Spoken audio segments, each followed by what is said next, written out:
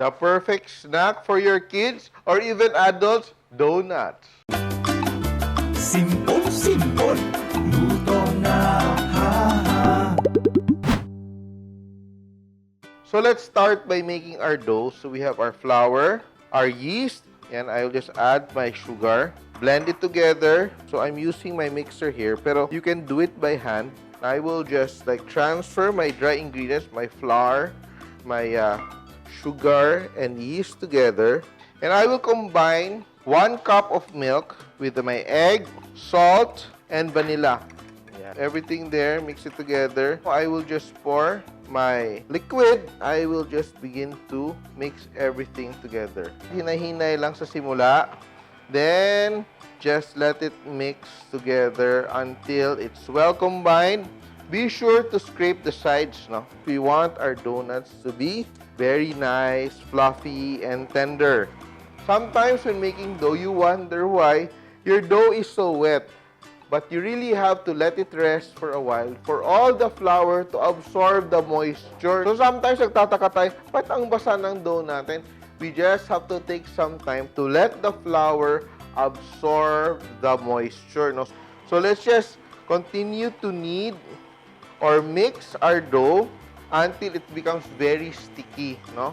So kung wala kang mixer, yung gagawin mo, hahaluin mo lang yung flour and yung wet ingredients natin and let it rest for around 10 to 15 minutes before you start to shape it, no, and knead it. Kasi pag minadali mo siya, masyado siyang basa because your flour has not yet absorbed the moisture. Kaya kailangan ng konting patience. And to make this donut even more tender and of course very fluffy, we are adding some fat in the form of Golden Fiesta Palm Oil, and we will just mix it until it is well combined into our dough mixture. Yeah, no? And it's very important that before we add the oil, your dough is already properly mixed, no? And that's done, and we will just add a little bit of oil, and we will transfer our dough. Spread it, no? And let us scrape our dough and let it rest for an hour or so until it will double in size. Very sticky, but very wet yung ating dough.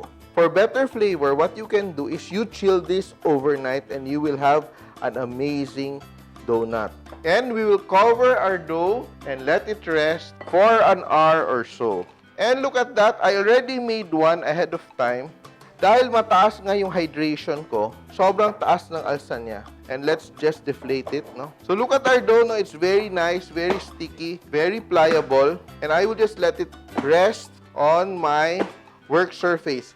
And because we're making fried donuts, I will have to prepare my wok and I will add my cooking oil. And we are using Golden Fiesta cooking oil. So in the meantime, I'm heating up my oil to fry my donuts. So it's time for me to work on my dough. So ito siya, actually, I chilled it, kaya it's easier to handle. Look at that, no? Very nice. And what I will do, I will just roll up my donuts. Look at that, ha? I squared it off, stretch it. Very easy to make donuts. The key is to roll it into a log, parang ganyan. Be sure that it's rolled out properly. And you divide, no? So, divide into half. Divide into 3. So, just have to eyeball it. Kung medyo OC ka, you can use a weighing scale. No? So, what we do now, we just roll it with the palm of our hands. Yung style natin na ganito, wala siya masyadong sayang na donut holes or edges. If you use a dough cutter, may mga trimmings. Ito wala nang trimmings, diretso na siya. What you do, you just like flatten it like that, no? Or if you want to have donut holes, what you do is use my finger, just poke a hole.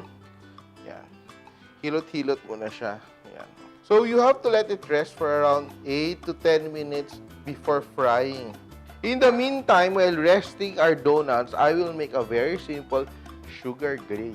So I have here powdered sugar. This is around 1 1/2 cups, fresh milk, melted butter, and vanilla. So we want our glaze to be a bit runny. Look at that, no? Combine everything together and let that rest. And now we are ready to fry. Medium heat, not too hot because you don't want to burn your donuts outside but have raw donuts inside. No? Sobrang tender nitong donuts na to. Don't rush it. It's very important that it really cooks through.